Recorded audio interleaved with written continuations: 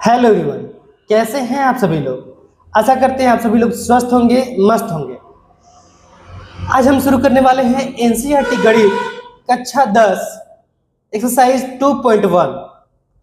और हमेशा की तरह हम इधर उधर की बातें नहीं करते हुए सीधे अपने टॉपिक पे आते हैं। हम लोग पढ़ने वाले हैं पॉलिनोमियल्स यानी बहुपद। तो बहुपद पढ़ने से पहले कुछ बातें होती हैं जिसको जान लेना आवश्यक होता है। तो आइए सबसे पहले उस बात को हम लोग जान लेते हैं। उसके बाद से हम लोग इस चैप्टर के जो सवाल है उस सभी सवालों को करके भी देख लेंगे। सबसे पहले बात ये कि बहुपद कहते किसे हैं। बहुपद कहते किसे हैं। बहुपद कहते किसे हैं। देखिए, बहुपद जो होता है तो बहुपद हम लोग पहचानते हैं चर के घात से। बहुपद में अगर चर के घात पूर्ण संख्या है तो हम लोग कह सकते हैं कि वह बहुपद है। अगर पूर्ण संख्या नहीं है तो हम लोग कह सकते हैं कि वह बहुपद नहीं है। बहुपद में चर का घात अगर पूर्ण संख्या है, अगर पूर्ण संख्या है तो क्या वह बहुपद है। बहुपद है, ठीक है। अगर चर का घात पूर्ण संख्या नहीं है, पूर्ण संख्या नहीं है तो बहुपद नहीं है, तो बहुपद नहीं है। अगर चर का घात पूर्ण संख्या है तो बहुपद है। अगर चर का घात पूर्ण संख्या नहीं है तो बहुपद नहीं है। तो अब आप लोग यहाँ पे सोच रहे होंगे कि यहाँ पे चर का जिक्र हुआ है। किसका? चर का। तो सबसे पहले हम लोग ये जान लेते हैं कि चर क्या होता है और अचर क्या होता है। चर क्या होता है और अचर क्या होता है। अगर हिंदी में कभी कभी कुछ चीजें होती है ना जैसे चर, अचर, तो तुरंत दिमाग में नहीं आती है। लेकिन अगर उसी शब्द का अगर हम लोग इंग्लिश में नाम जान ले तो वह जो चीजें हैं तुरंत हमारे दिमाग में तुरंत से आ जाती हैं। जैसे चर को हम लोग कहते हैं वेरिएबल्स, ठीक है। और अचर को हम लोग कहते हैं कांस्टेंट। तो अब यहाँ पे वेरिएबल और कांस्टेंट जब आप लोग नाम सुने तो आप लोग तुरंत दिमाग में आ जाएगा चर मतलब कुछ ऐसा चीज होता है। चर मतलब यानी वेरिएबल मतलब कुछ ऐसा चीज होता है जिसका मान बदल सकता है। जिसका मान क्या होता है? बदल सकता है। कांस्टेंट मतलब कुछ ऐसा चीज होता है, कुछ ऐसा अंक होता है, ये कुछ भी कहें, कुछ भी ऐसा चीज होता है जिसका मान नहीं बदलता है, कांस्टेंट रहता है, एकदम वही का वही रहेगा, वह बदलेगा नहीं, ठीक है ना। तो वेरिएबल यानी चर को हम लोग बोल सकते हैं क्या? जिसका मान बदल सकता है, ठीक है। जिसका मान बदल सकता है। जैसे कभी कभी हम लोग इक्वेशन में मैथ हम पढ़ रहे हैं यहाँ पे, तो मैथ की इक्वेशन में कभी कभी हम लोग क्या करते हैं कि कभी एक्स वाई जेड मतलब ये सभी चीजें रख करके बनाते हैं। और जब एक्स वाई जेड अगर हम लोग रख के बनाते हैं तो अलग अलग सवालों में, अलग अलग क्वेश्चंस में एक्स वाई जेड का मान जो है अलग अलग आता है। तो चर को हम बोल सकते हैं कि एक्स वाई जेड जो कुछ भी हो ये सभी चर हैं। क्या है? चर है। और इनका मान हमेशा क्या होता है? बदलते रहता है। इनका मान हमेशा क्या होता है? बदलते रहता है। लेकिन अचर कांस्टेंट की अगर बात किया जाए तो अगर हम यहाँ पे लिखे 1 2 3 4 5 मतलब ऐसे हम लिखते चले तो क्या एक का मान बदल सकता है? एक को हम एक ही ना कहेंगे, या फिर एक को हम दो कह सकते हैं? नहीं कर सकते हैं ना, नहीं कर सकते हैं। तो एक को हम हमेशा एक ही कहेंगे, दो को हम हमेशा दो ही कहेंगे, तीन को तीन ही कहेंगे। तो ये सभी क्या है? कांस्टेंट है, इनका मान कभी बदल नहीं सकता है। तो ये होते हैं चर। तो हम लोगों ने बहुपद के बारे में पढ़ा कि चर के घात अगर पूर्ण संख्या है, तो उसको हम लोग कहते हैं बहुपद। उसको हम लोग क्या कहते हैं? बहुपद। अब हम लोगों ने यहाँ पे चर और अचर के बारे में भी जान लिया। अब थोड़ा हम लोग जान लेते हैं कि जब हम लोग चर और अचर को आपस में गुणा करते हैं तो उसे क्या कहते हैं। चर और अचर को जब हम लोग आपस में गुणा करते हैं तो उसे क्या कहते हैं? चर इंटू अचर। देखिए, चर को जब हम लोग अचर से गुणा करते हैं,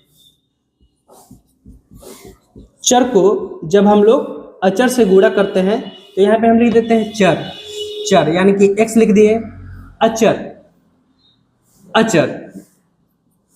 अगर यहाँ पे हम लिख दे रूट टू, ठीक है ना, तो ये आपस में जब गुणा होगा तो ये हो जाएगा √2x।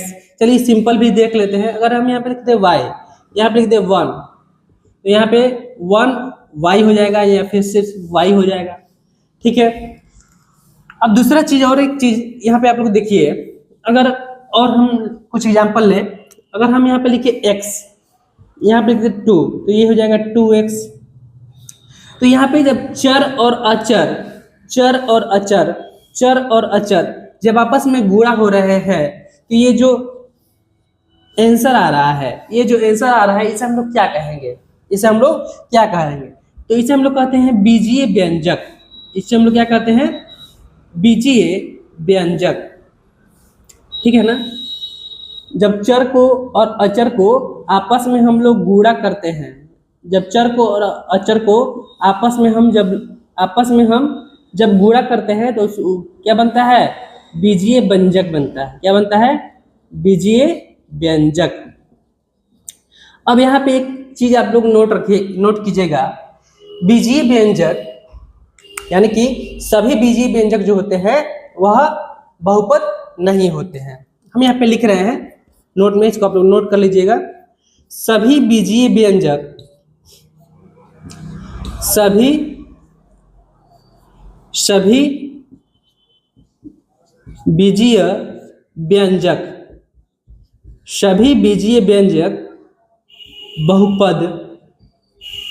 बहुपद नहीं होते हैं,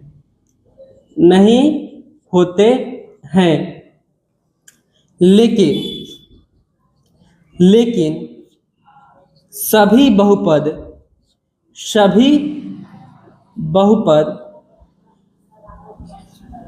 बीजीय व्यंजक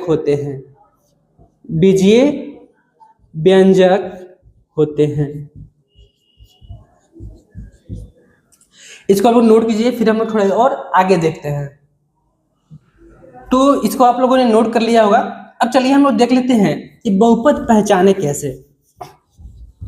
बहुपद को हम लोग पहचाने कैसे? बहुपद किसे कहते हैं ये तो हम लोगों ने देख लिया कि बहुपद किसे कहते हैं।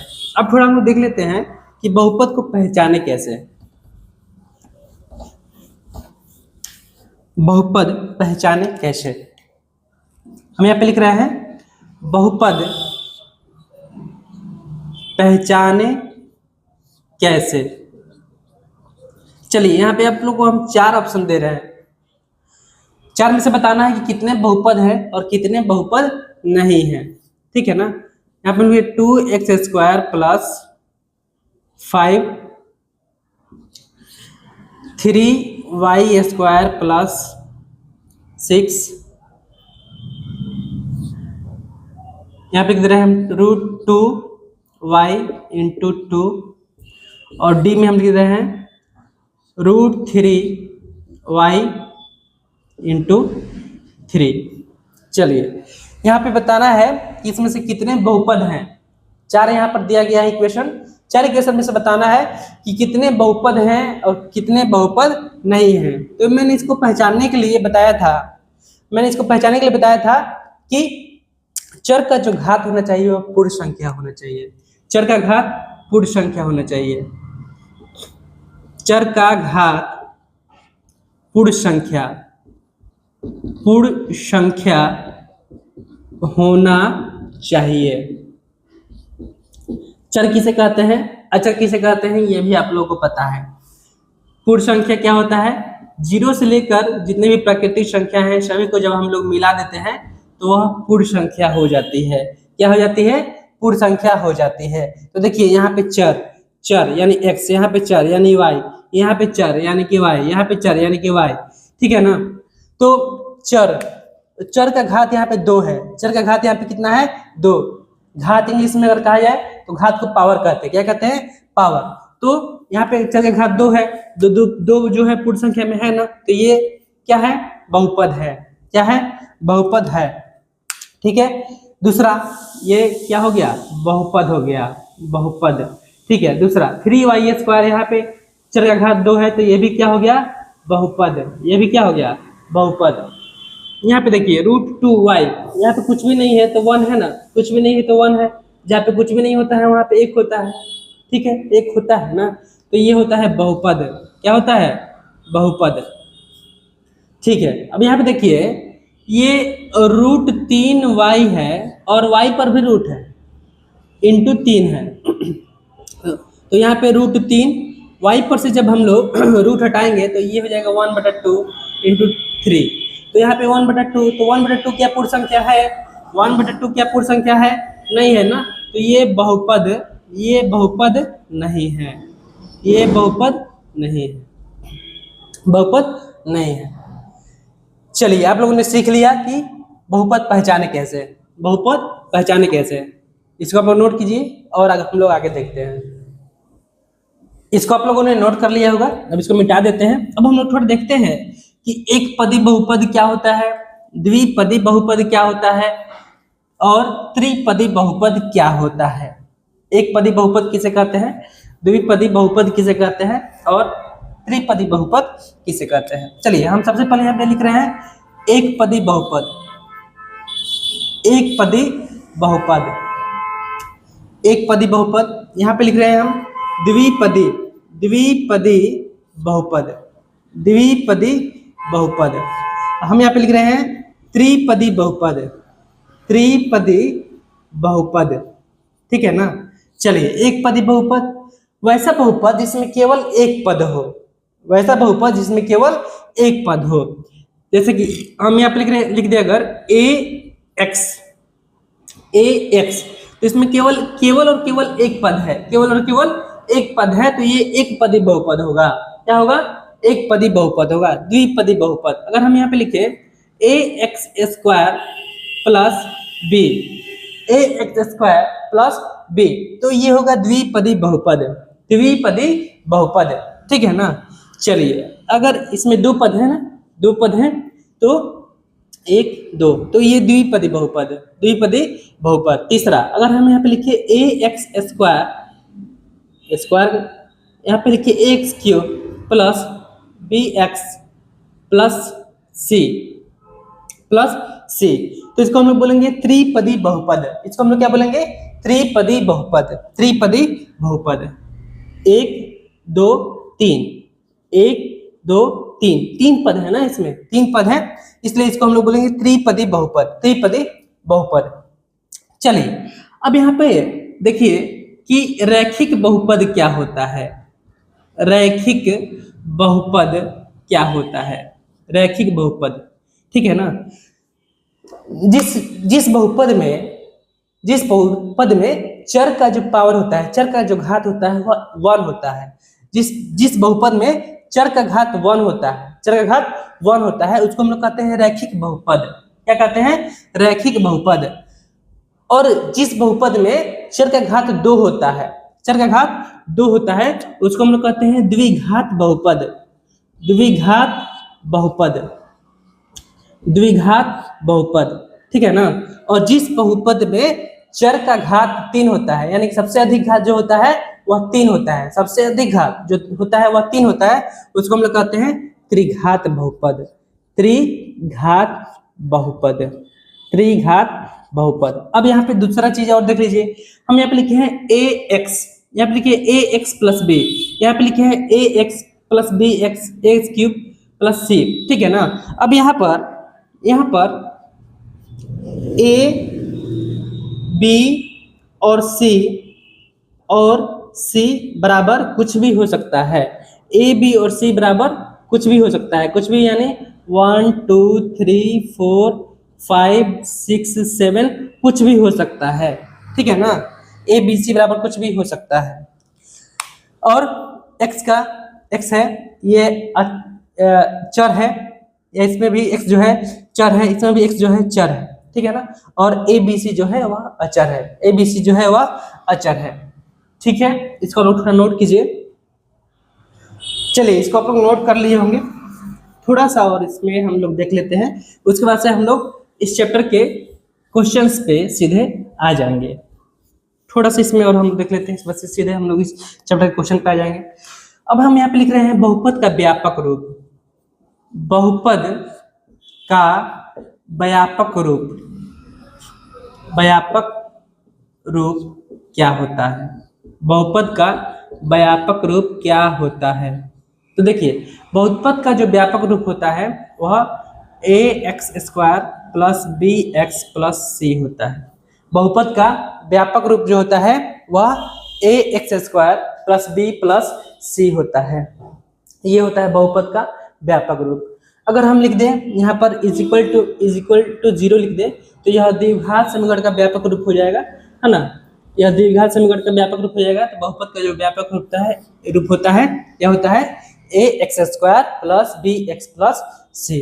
अगर हम यहाँ पे लिखें कि 1 बहुपद है या नहीं, 1 बहुपद है या नहीं, तो यह बहुपद है, बहुपद है। क्यों? क्योंकि इसको हम लोग ऐसा भी तो लिख सकते हैं, अगर यहाँ पे चर हम कोई चर लगा दे उसका घात 0 कर दे तो इसका मान क्या होता है? 1 होता है।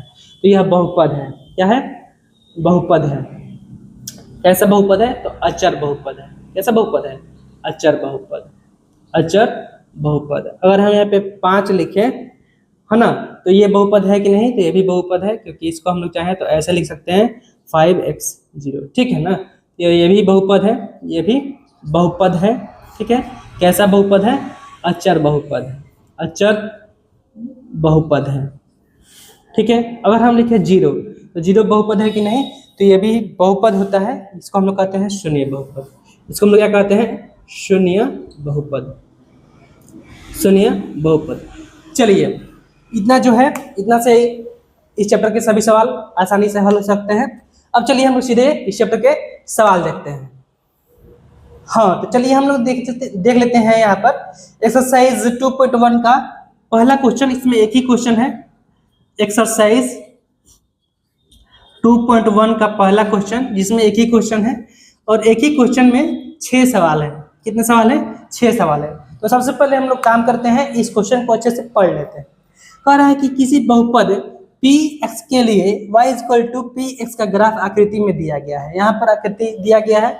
प्रत्येक स्थिति में px के शून्यकों की संख्या ज्ञात कीजिए। कह रहा है कि प्रत्येक स्थिति में px के शून्यकों की संख्या ज्ञात कीजिए। यहाँ पर जो ग्राफ दिया गया है इसमें देखना ये है कि यहाँ पे x एक्सिस और y एक्सिस, x एक्सिस और y एक्सिस के मध्य में जो रेखा यहाँ पर खींची गई है, जो रेखा यहाँ पर खींची गई है, वह रेखा x एक्सिस को कितनी बार प्रतिच्छेदित कर रही है, कितनी बार काट रही है, ठीक है ना। जितनी बार काटेगी x के शून्यकों की संख्या उतनी ही होगी, x के शून्यकों की संख्या उतनी ही होगी। तो पहला सवाल में देखिए यहाँ पर ये रहा आपका x एक्सिस, इसको हम लोग कहते हैं x एक्सिस, इसका नाम दिया हुआ है x और x डैश, x और x डैश। दूसरा है y एक्सिस, y एक्सिस यानी y और y डैश, y और y डैश, ठीक है ना। अब इसमें जो तीसरी जो रेखा खींची गई है, ये रेखा क्या यह x एक्सिस को कहीं भी प्रतिच्छेदित कर रही है? क्या यह x एक्सिस को कहीं प्रतिच्छेदित कर रही है? नहीं कर रही है। तो इसमें शून्यक जो हो जाएंगे, इसमें शून्यक जो हो जाएंगे ये हो जाएंगे 0। कितने हो जाएंगे? 0।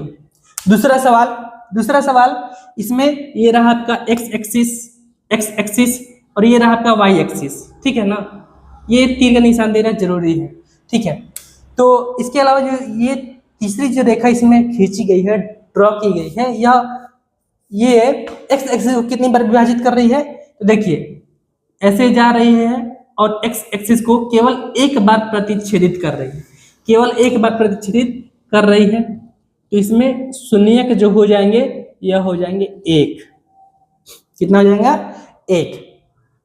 ये जो सवाल है ये हमारे बुक का चौथा नंबर सवाल है, और ये जो सवाल है ये हमारे बुक का 5वां नंबर सवाल है, 5वां नंबर सवाल है। तो चौथा नंबर सवाल में आप लोग देख लीजिए, यहाँ पर एक्स एक्सिस जो है यहाँ, और ये रहा वाई एक्सिस। इसमें जो तीसरी जो रेखा खींची गई है यह एक्स एक्सिस को कितनी बार प्रतिच्छेदित कर रही है? 2 बार। ऐसे जा रही है ना, ये रहा 1, ये रहा 2, ठीक है। इसमें शून्य की संख्या हो जाएगा 2, शून्य का संख्या कितना हो जाएगा? 2, ठीक है। चलिए 5वें नंबर सवाल में देखिए 1 2 3 4, तो इसमें जो शून्य हो जाएंगे, ये हो जाएंगे 4। शून्य कितना हो जाएगा? 4। अब आप कहेंगे तीसरा सवाल और छठा सवाल, तीसरा सवाल और छठा सवाल। तो तीसरा सवाल और छठा सवाल आप लोग देख सकते हैं यहाँ पर अपने किताब में। तीसरा सवाल में ये रहा आपका, इसमें जो एक्स एक्सिस को जो रेखा प्रतिच्छेदित कर रही है, यह कर रही है 1 2 3। तो तीसरा सवाल में शून्य हो जाएगा, 3 हो जाएगा। और छठा सवाल जो है, इसमें आपका शून्य जो है ये हो जाएगा, एक बार प्रतिच्छेदित कर रही है, दूसरा बार छू के निकल रही है, तीसरा बार भी छू के निकल रही है। तो इसमें शून्य हो जाएगा 3, इसमें शून्य हो जाएगा 3। तो तीसरा सवाल में जो शून्यक है, तीसरा सवाल में जो शून्यक है वह है आपका 1 2 3। और छठा सवाल में जो शून्यक है यह भी कितना है? 3, 1 2 3, ठीक है। तो ये रहा आपका, ये आपका चैप्टर पूरी तरह से, इसमें एक ही क्वेश्चन था, तो ये चैप्टर आपका पूरी तरह से खत्म हो गया। अगर आप लोगों को ये वीडियो अच्छा लग रहा है तो अपने दोस्तों के साथ शेयर जरूर करें, लाइक जरूर करें और सब्सक्राइब जरूर करें, इससे हमें थोड़ा सा मोटिवेशन मिलता है। मिलते हैं अगले वीडियो में, तब तक के लिए धन्यवाद।